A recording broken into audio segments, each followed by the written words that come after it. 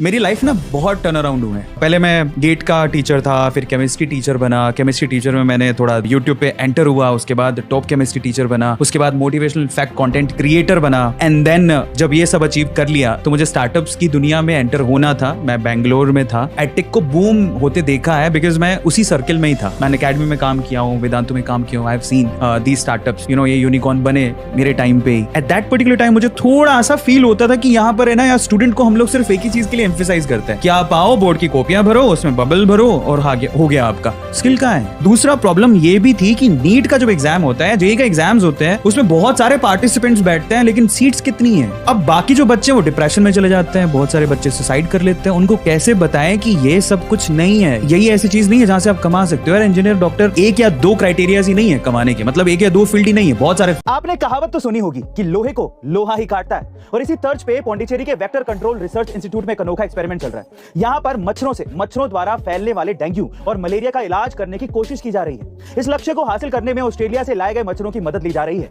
यहाँ लगभग 10,000 मच्छरों के अंडे लाए गए हैं और इसकी शुरुआत 2017 से ही हो गई थी। ऑस्ट्रेलिया में इसी तरह की रिसर्च पहले से ही चल रही है और उसी रिसर्च को समझते हुए इंडिया ने इसे अंजाम दिया है। इस रिसर्च में मच्छरों में खास प्रकार का बैक्टीरिया डाला गया है जिसका नाम है वोल्बाकिया।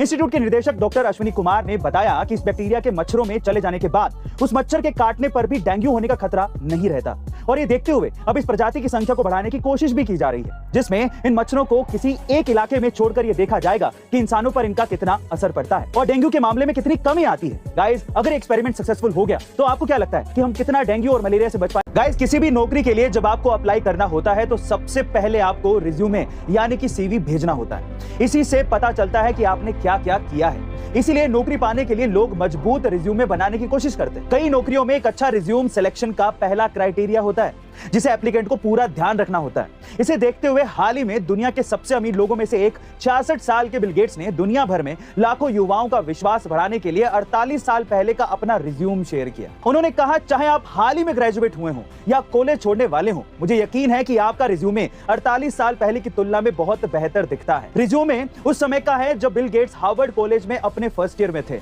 इसे देखते हुए कई यूजर्स ने कहा कि बिल गेट्स का रिज्यूमे एकदम सही है और वो काफी इंस्पायरिंग है। बाकी यूजर्स ने उन्हें धन्यवाद भी दिया। गाइस, क्या आपने वो रिज्यूमे देखा है और आप उससे कितने इंस्पायर हुए हैं? कमेंट सेक्शन में जरूर लिखेगा। और ऐसे अमेजिंग वीडियोस के लिए शेयर, सब्सक्राइब एंड लाइक। मिलते हैं अगली वीडियो में।